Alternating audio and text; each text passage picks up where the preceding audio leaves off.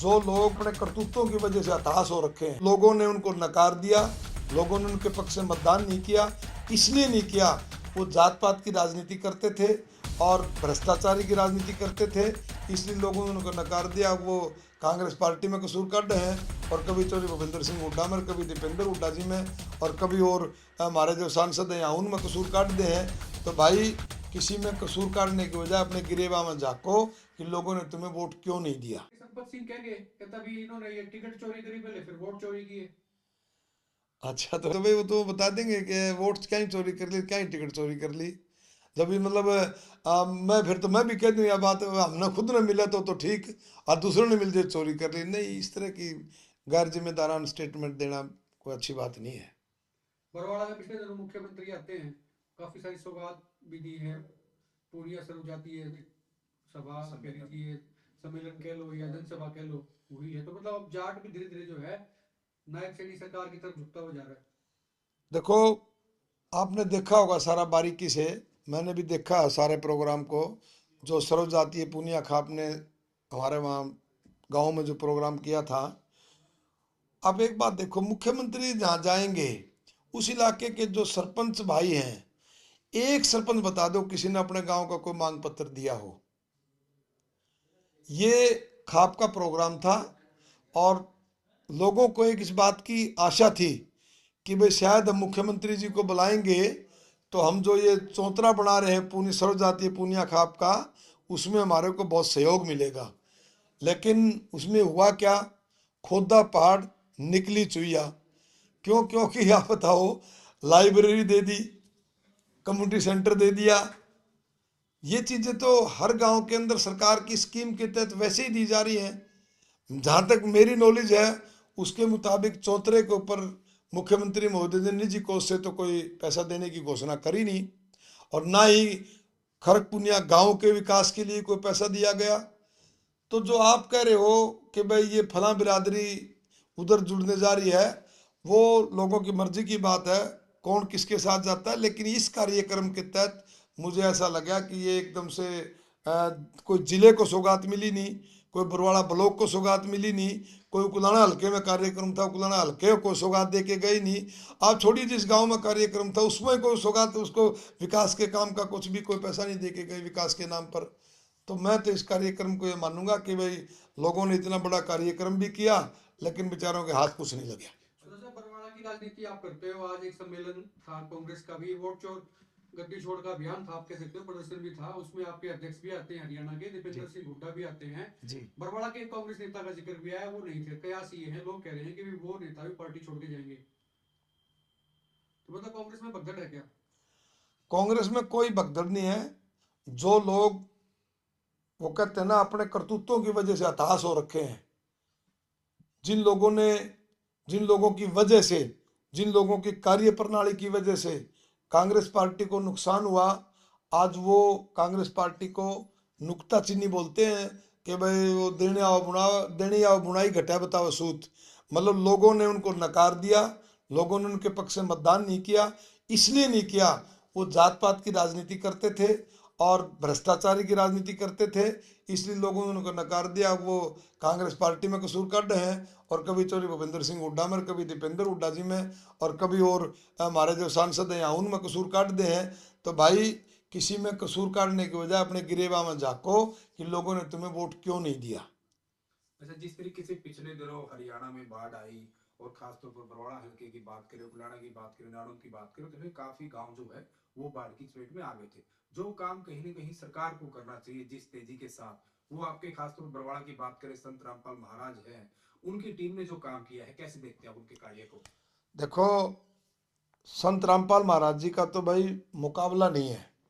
ये तो बरवाड़ा में जब ये जेल में नहीं गए थे, बरवाड़ा शहर तो आज भी बच्चा बच्चा महाराज जी को याद करता है। उसके अनेकों कारण हैं। उसके कारण ये भी है कि एक हफ्ते में हर हफ्ता लाखों लोग जो महाराज जी के अनुयायी थे, जो उनके समर्थक थे, वो बरवाड़ा में आते थे।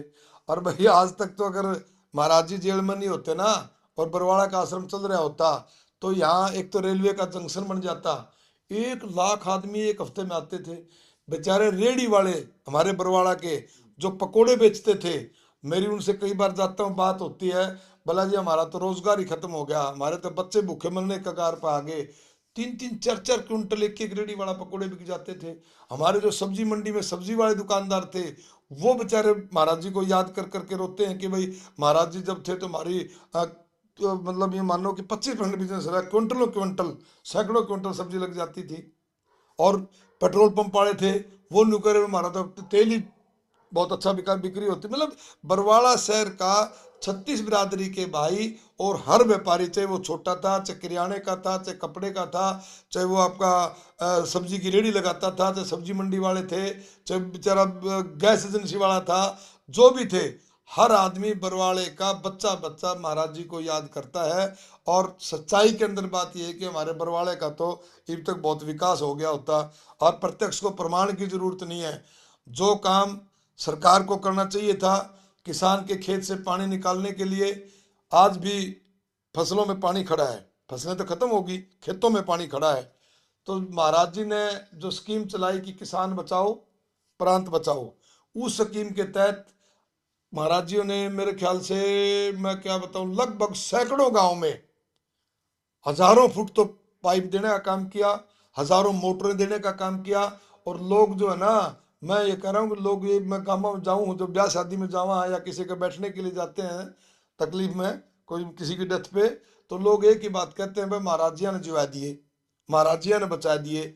जो काम आज भी जिन जिन गांव में, राजली गांव का मामला ले लो, किसी गांव का ले लो आप, उन्होंने इतना अच्छा काम किया, यो किसान को बचाया है। और ये कहा महाराज जी ने, मेरा कितना कोई पैसा खर्च हो जाए, जिस गांव में जितनी मांग हो, अगली फसल कणक की बीजनी है, बीजनी चाहिए किसान की, उसमें पानी का निकासी के लिए कितना भी खर्चा करना पड़े, महाराज जी की टीम गई गांव गांव में, उन्होंने सर्वे किया और गांव में पाइप भी दी और मोटरें भी दी। और हमारे समाज के लोगों ने, जो किसान समाज है, जो गरीब समाज के लोग हैं, उन्होंने उनका बहुत ज़्यादा मतलब धन्यवाद भी किया, खापों ने भी किया, गांव के लोगों ने भी किया। एक और मुहिम देखी मैंने उनकी, तो वो तो इतने मतलब जनता का हमदर्द है। जो बारिशों में, इनकी बार बारिशें आई, जो गरीब लोग थे, गांव के बाहर बस्तियां थी, पानी चढ़ गए, उनके मकान गिर गए। तो गांव में कोई भी सरपंच है या गांव के 4 मौजूद आदमी आके बताएं कि मेरे गांव में फलां गरीब आदमी के 4 मकान गिर गए, तो महाराज जी की टीम जाती है और महाराज जी की टीम जा करके देखती है और उनका मकान का काम शुरू करवा देते हैं। मैं ये कहता हूँ, महाराज जी तो एक तरह से मतलब लोगों के मन में बस गए और लोग उनको तो भगवान के रूप में देखने लगते हैं कि वे संत महाराज रामपाल महाराज जी ने तो हमारे को जिवा दिया। किसान है, चाहे मजदूर है, चाहे बेचारा गरीब आदमी है, भाई देखो जिसका मकान गिर गया, वो तो बेचारा सड़क पे आ गया, और उसका मकान कहीं नहीं घूमना, उसको सिर्फ उसके एक महाराज जियों तक वो बात पहुंचनी चाहिए कि वह फला का मकान गिर गया। हमारे यहाँ सरसोद में बनवाए 2-3 मकान, हर एक काम में बनवा रहे हैं, जहाँ भी उनको पता लग जाता है तो उनकी टीम जाके सर्वे करके और फटाफट मकान के पैसे देती है, मकान का सामान देती है और मकान बनवाने का काम करती है। तो साहब आपके पोस्टर्स लगे हुए हैं, जाट और गुज्जर दिल्ली में ताल ठोक रहे हैं, क्या क्या है ये मतलब? हाँ हाँ, ये ठीक है आपकी बात है। ये एक हमने मुहिम चलाई है, जो राजनीतिक लोगों ने, खास तौर से भाजपा ने, जो जात पात का जहर घोल दिया, जो समाज को तोड़ने का काम कर रही है भाजपा।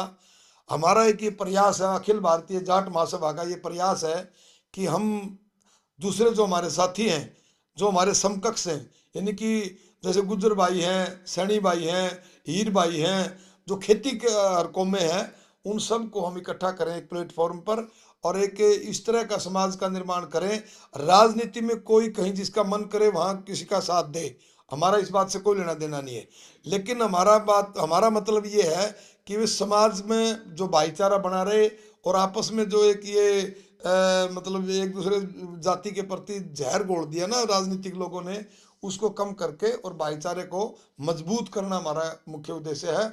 और 23 तारीख को हम दिल्ली के अंदर मावंकर हॉल है, विठल भाई पटेल हाउस है, उसमें एक प्रोग्राम करने जा रहे हैं, अखिल भारतीय जाट गुज्जर महासम्मेलन। तो उसमें हमारे गुज्जर भाई भी जाएंगे, हमारे हिसार से भी लगभग 500 लोग जाएंगे, जिसमें मतलब आधे आधे, जैसे आधे 200-250 हमारे गुज्जर भाई जाएंगे और 200-250 जाट बिरादरी के साथी भी जाएंगे।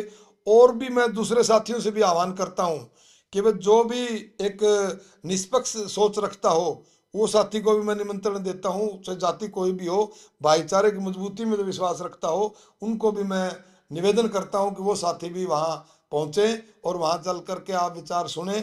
आपको यह लगेगा कि हम समाज को जोड़ने का प्रयास कर रहे हैं। राजनीति का हमको वहाँ कोई हमारा एजेंडा नहीं होता कि भाई कौन किस ग्रुप में, कौन किस पार्टी में समर्थन करेगा, हमारा कोई लेना देना नहीं है। हमारा तो एक ही मुख्य उद्देश्य ये है कि भाईचारे में जो आपस में एक कड़वाहट पैदा कर दी भारतीय जनता पार्टी ने खास तौर से, उस कड़वाहट को दूर करके और भाईचारे को मजबूत करें। इसलिए हमें 23 तारीख का सम्मेलन दिल्ली में रखा गया है।